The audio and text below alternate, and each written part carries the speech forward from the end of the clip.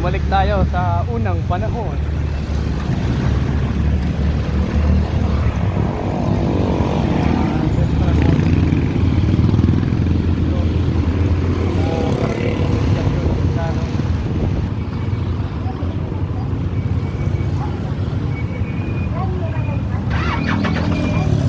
Ganda.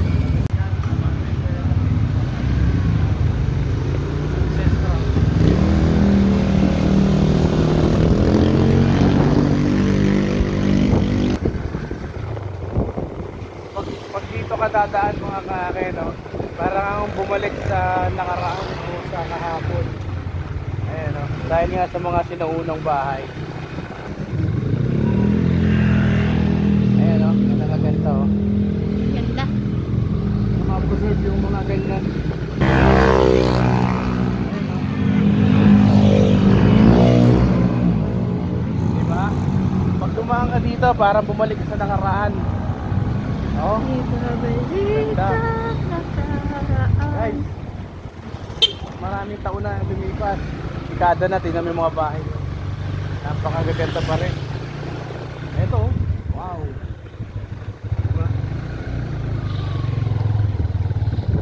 Dito lang yan sa San Miguel, Bulacan. Ito, kabila. Kaya dito kami Dito kayo nag-shooting. nag-shooting. Diba? Hmm. Yan.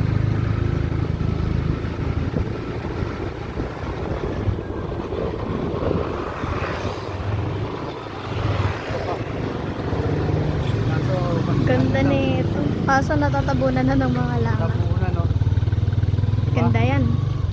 Ang sinauna, ang ganda siguro kunin yung mga history niya, no? Ayan, no, tingnan mo. Tapos siguro pag napipreserve yan, yung lugar na yan, no?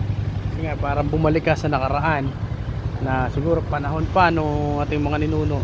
Ang ganda. Sarap lang, ano, sarap lang tingnan. Yan na pag umaga, pagdating ka ng umaga dito, tapos makikita mo yung mga ganyan. Wow, mapapao ka na lang. May isip mo na ganito nung araw. Ito pa, oh. Galing nila na ano nila yan, no, na ito pa, oh. Diba? Puro talaga yung mga kawan. First. Oh, housing lot na to. Pinibenta na pala yun. Ito Eto pa. maganda. Wow. Wow. Ito yung mga tirahan ng mga don at donya siguro nung araw. Yaman. Ayun, no. Ganyang kayaman sa history ang San Miguel, Bulacan.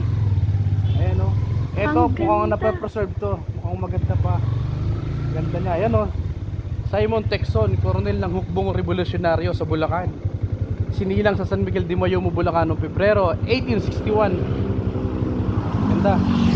Lumagda sa konstitusyon ng Biak na Bato 1897. Diba?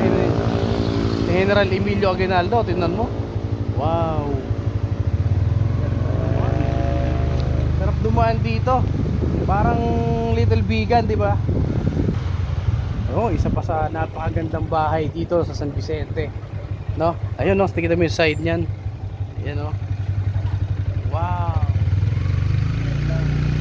Ito din. Tingnan nyo. Napaka-classic ng mga bahay nung araw. Tingnan nyo to. Napakaganda nung kanilang gawa. Ito to. Ito, side na to. Namamangha ka talaga. Ano, para kang bumalik sa nakaraan. Ayan, no.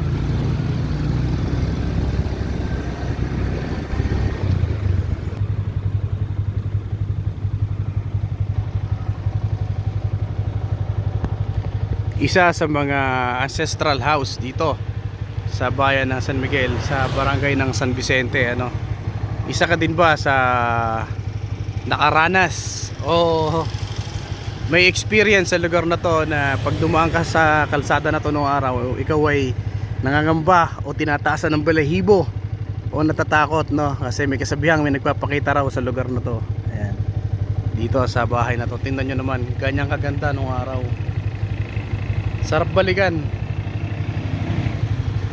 Sarap balikan yung nakaraan. Ngayon kasi may puno na siya ng kabahayan, yung mga tindahan na. Ayan o. Eto siya, pinakaganda. Wow! Tindahan nila. Shoutout sa mga idol natin. Ayun, napakasisipag. Shoutout po.